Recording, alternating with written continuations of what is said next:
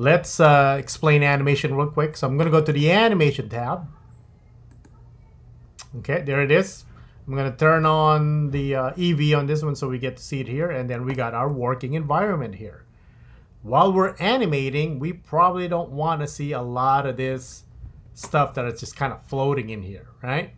So what I can do is hide those things by going to my outliner or collection right here, and then you can see the eye icon on all the area lights. I'm just going to turn those off, and maybe the background also. Did I name my background? Most likely no. Okay, it's still called a plane. All right, so I'm just gonna, the camera, yeah, we'll probably want to hide the camera also. And what else? The 2-point light that I have here. Okay, just so that this is all we see. I'm gonna switch this to this one so we get to see it.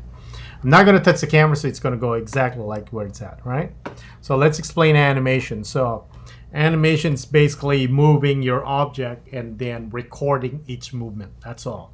They call this one keyframing because there's a major key frame where you would actually do your animation. To explain this in stuff that you've already seen, let's say Spider-Man, 2D animation Spider-Man, he's swinging from one building to the next, okay?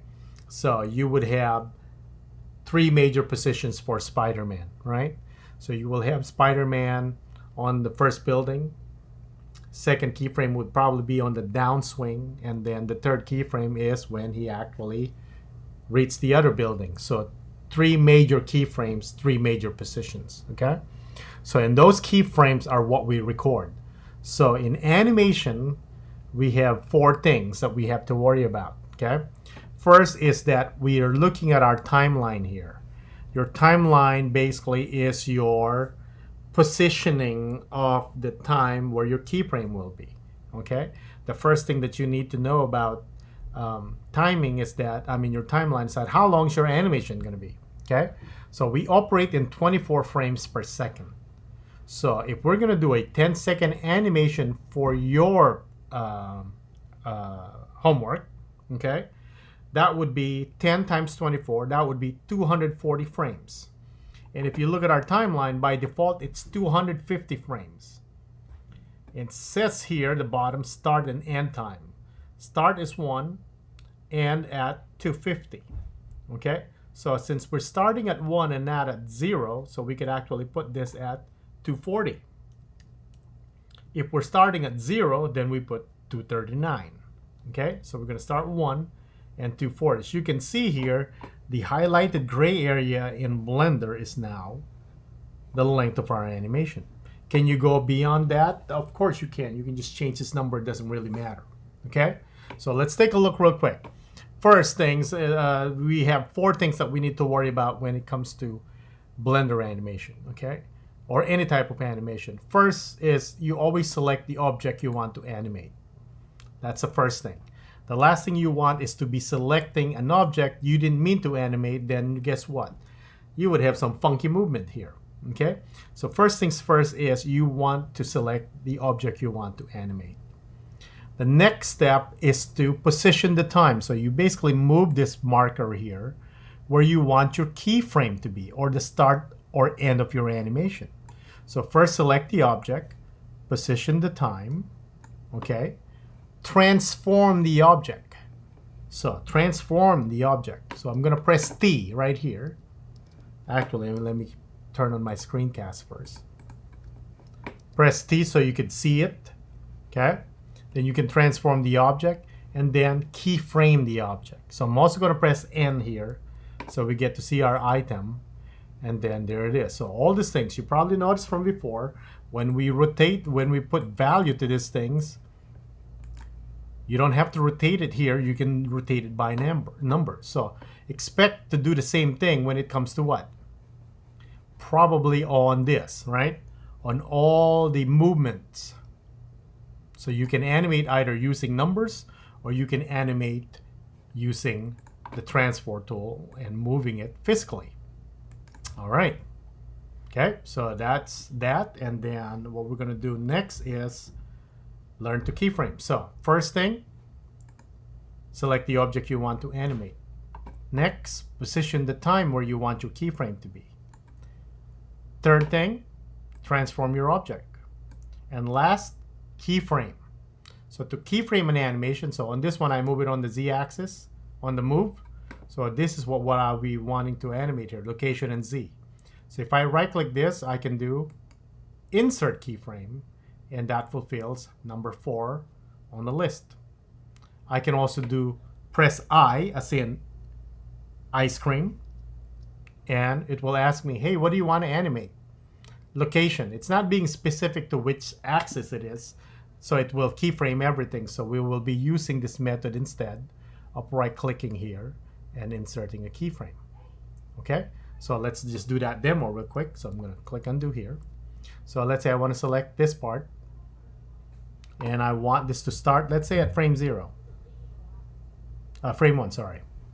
And then I want it to start from, let's say, from the top right there. So that's number 3. So number 4 would be the Z on location, insert keyframe. All right, there it is.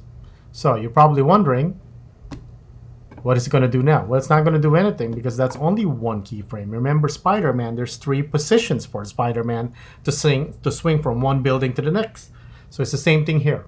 So I repeat the process again. Number 1, select the object you want to animate. It's still selected.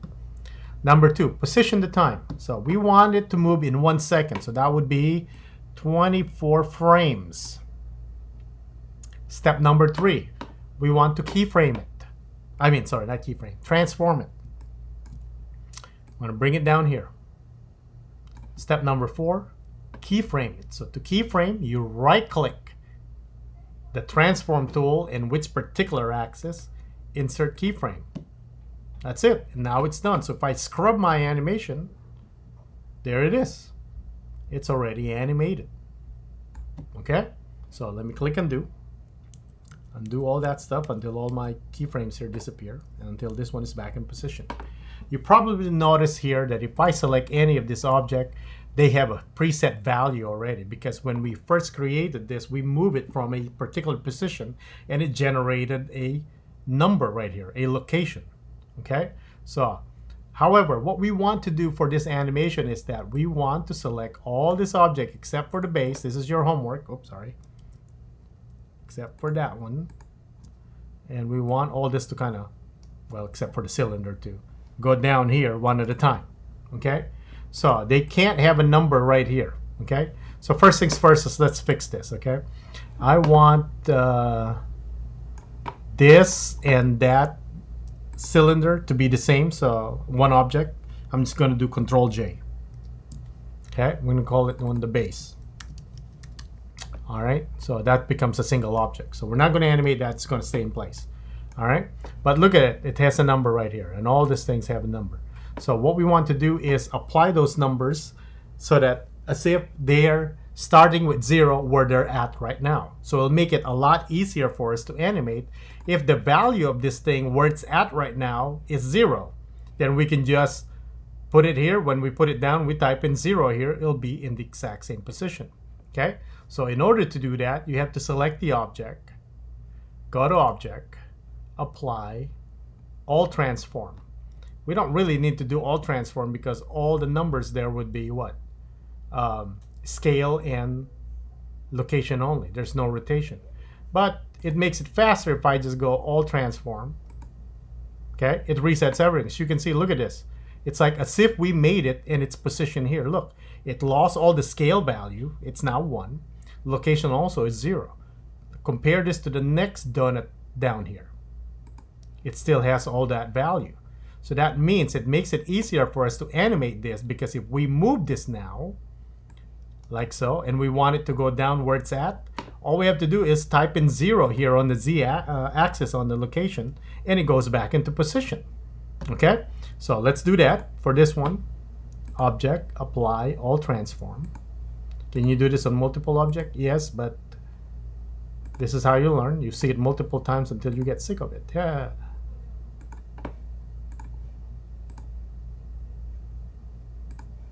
Last one. Actually, no. The sphere also. All right, so now they all have 0 value, as if they were brand new. We're not going to model that, so we're just going to leave that alone. I mean, we're not going to animate it. Okay, so first thing is that let's prepare our animation. We're not touching the camera, so it'll always be over here. So what we need here is I'm going to go to number 1, so I'm in the front.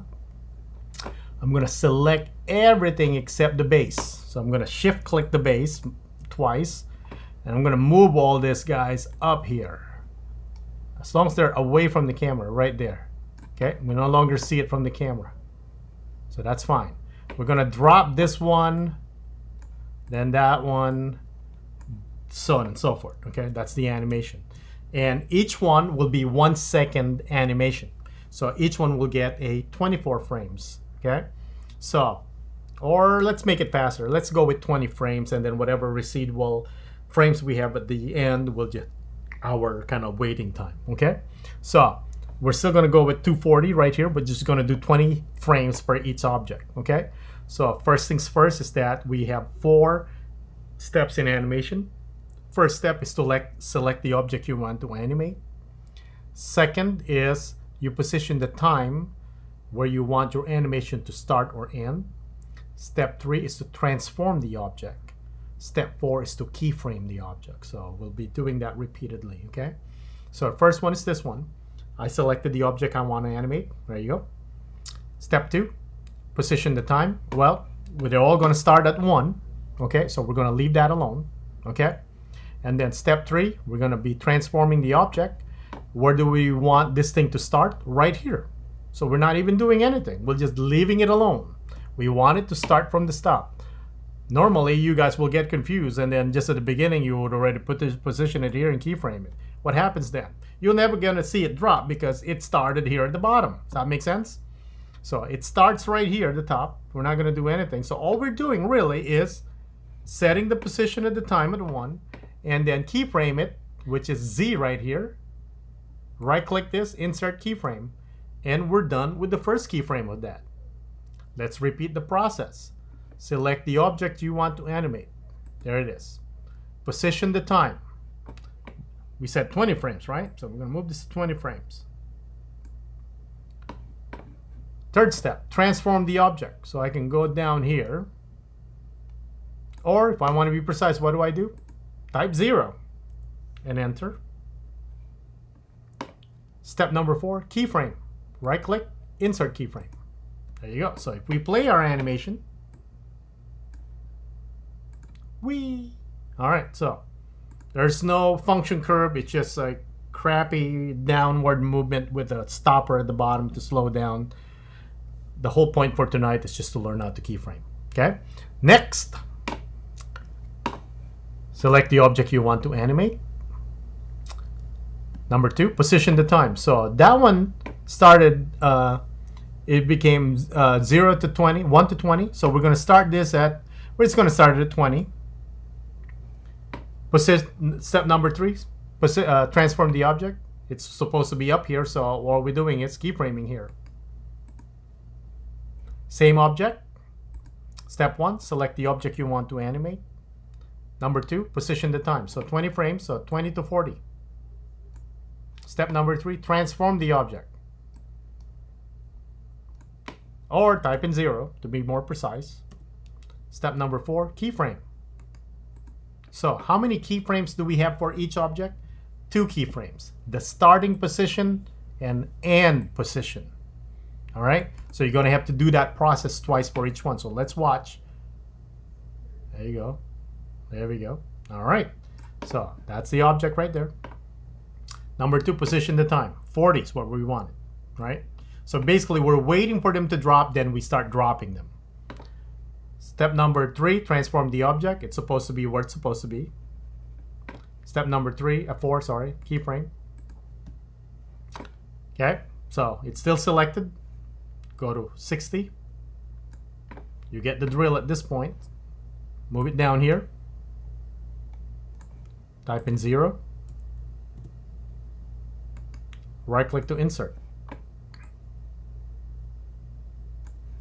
Next one.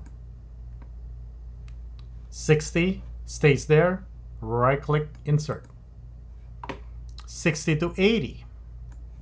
we move it down here, or type in 0, right click, insert. At 80, this guy next. 80 to 100, right? So we start at 80, we got to keyframe it 80 where it's at.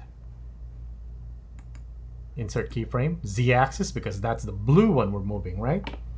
80 to 100 is where we want it. You drop this, or just type in 0. You right click this to insert keyframe. Let's preview. Excellent. 100, select this. Keyframe it where it's at. 100 to 120. We bring it down. Okay, keep in mind, don't get confused. You should not have any numbers on X and Y here. So you got to redo, undo if you did that, okay? Because you could easily knock this a little bit like so, and then you get a value right there. So it's right here, so I'm going to insert on 0. The last one is this, 120. Okay, let me just preview that one. Okay, 120. Where it's at, keyframe, 140. 0, then keyframe. All right, so now let's watch our animation from the beginning. Hit play.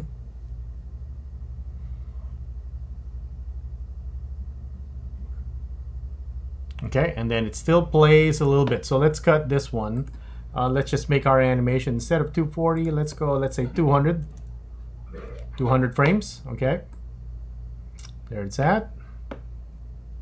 And we are done with our animation. So now Nadia's question is, how do you render for animation? So that's actually super simple.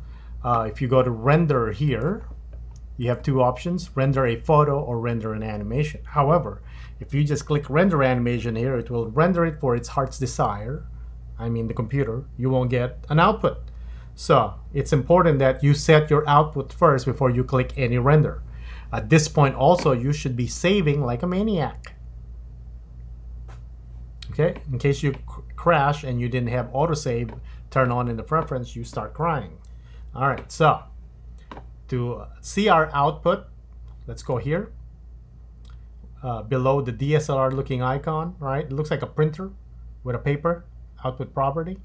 It's going to ask you first, hey, what's the resolution you want? So we were going for this Instagram looking thing, right? Which is square aspect. So before I get in there, I almost forgot, turn on everything.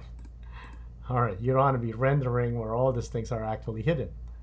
There we go. All right, turn on everything. Okay, so our resolution is where it's supposed to be. And then our frame and end start, it already knows, 1 to 200. There it is, you don't even need to do anything. What is our frame rate? 24 frames per second. In reality, it's actually 2398. We're not syncing any audio here, so we're fine with 24. Here's the most important part, output. Where is this gonna go? All right, so, but before we click output, let's select the file format first. So a file format, what we want is MPEG video, okay? MPEG video, all right? You can also do AVI, JPEG if you want to, but please don't go there. Just go MPEG video. When you click on MPEG video, you will see this option where it says encoding. Expand encoding. What you want as a container is QuickTime. Okay. Gary, can you verify that we have QuickTime option on Windows? Okay. Because if you don't have QuickTime option, AVI is fine. Okay. If you don't have QuickTime, AVI is fine. However, it's either QuickTime or AVI, and your video codec will have to be 8.264 at medium quality. We get the point, right? We don't want this too big that will be difficult for you to actually export, okay? So medium quality is fine, okay? Actually, if it's too big, you can go low quality. I don't care about the quality, I just want to see the animation at this point, okay? But I'm gonna go with medium quality. Okay, so first, MPEG video, QuickTime or AVI, 8.264 under codec. Okay, If we have H.265, we would actually use that, but we don't. Medium quality or low quality. When you're done here, that's when you click on your output. Output is where do you want to save this? To make life easier, I'm just going to click on the desktop. Okay? Click accept. And as you can see, it doesn't have a name. It just says desktop. Okay? So I can go here, rainbow ring, all one word, animation. Okay, when I click on rainbow ring animation, okay, what's going to register as the name of the file. So if I click on this one right here, you can also type it here for your name. Click desktop and type the name. When you click accept, it will register it over there. At this point, we simply click on render animation, and then it will start rendering. So there you go. So it's rendering one frame at a time, folks. Okay, I have a very fast computer with all this lights and whatnot. It's happening like this. Some that are slower computer might not be just as fast, but basically you're waiting for 200 frames of this happening. Okay, and I'm not gonna subject you to watching all of this. We're gonna stop our demo here. When it's done, it will have an MOV or an AVI movie on your desktop that you can submit under our assignment. Okay, so I'm gonna stop the recording here. Just take my word for it, it will be done. All right, we don't want to wait for it, so I'm gonna stop.